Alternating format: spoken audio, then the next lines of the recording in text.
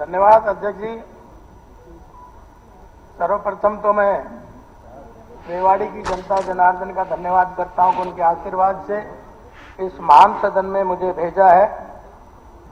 दूसरा, महामहिम राज्यपाल जी का 4 लाइन में मैं पूरा उसका निर्णय को समेटते हुए एक महामहिम जी के अभिभाषण सार इतना है, नेता नियत और नेतृत्व का आधार इतना है, नायब सरकार बनी है तीसरी बार, जनता को इन नीतियों से प्यार इतना है। लोग निरंतर, हमारा तो नारा ही है सबका साथ सबका विकास और सबका प्रयास। उसी नारे को चरितार्थ करते हुए हरियाणा सरकार ने काम किया है पिछले 10 साल।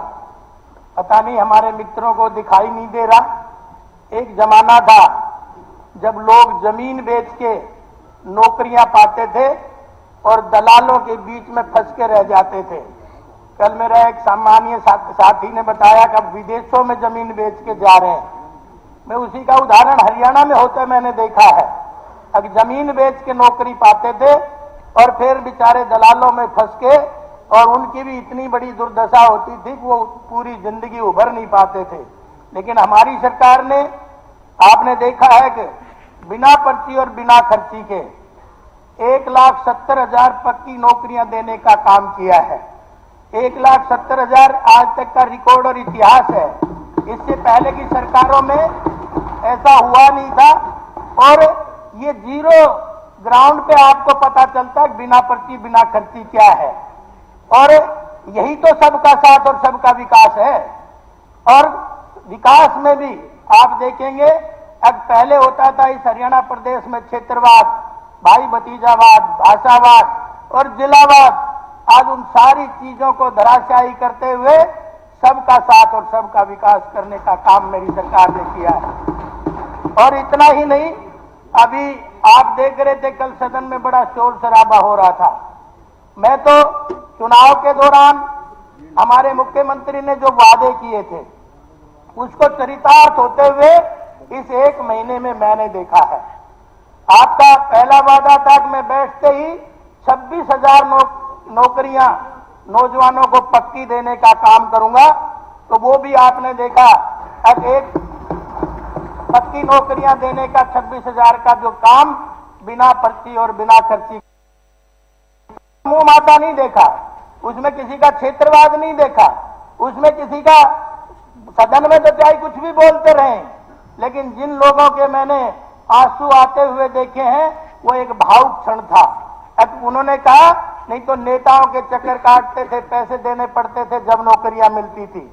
और एक अभी आपने देखा 1,20,000 लोग जो अनुबंध पे लगे हुए थे, उनको भी नौकरी का समय वो बीच में छोड़ नहीं सकते, बल्कि उनकी गारंटी 58 साल तक देने का काम भी मेरी सरकार ने किया है। और मैं इसमें एक निवेदन और करना चाहूंगा कि इसमें 1000 के आसपास जो कॉलेजों में लेक्चरार लगे हैं, यूनिवर्सिटियों में लेक्चरार लगे हैं, वो 1000 के आसपास ही लगभग हैं, उनको भी स्कीम में समाहित कर ले तो मैं ये समझता हूं उनके साथ भी न्याय होगा। और ठीक इसी तरह से कल कहते थे डिवाइड एंड रूल की बात कर रहे थे सदन में, तो मैंने देखा अगर जीते तो ठीक, वरना ईवीएम को देना तूल, जीते तो ठीक वरना ईवीएम को देना तूल और बांट कर राज करना अब एक बड़ी भूल। अंग्रेजों का नियम था फूट डालो राज करो, कांग्रेस का रूल भी डिवाइड एंड रूल। तो इतना क्योंकि अभी आपने देखा एक वंचित समाज, हमारा अनुसूचित वंचित समाज को जो अभी कल ही वर्गीकरण को लागू करने का जो काम किया है, आज पूरा हरियाणा प्रदेश में नायब श्रेणी के नाम पे मिठाइयां बट रही है, लड्डू बट रहे हैं।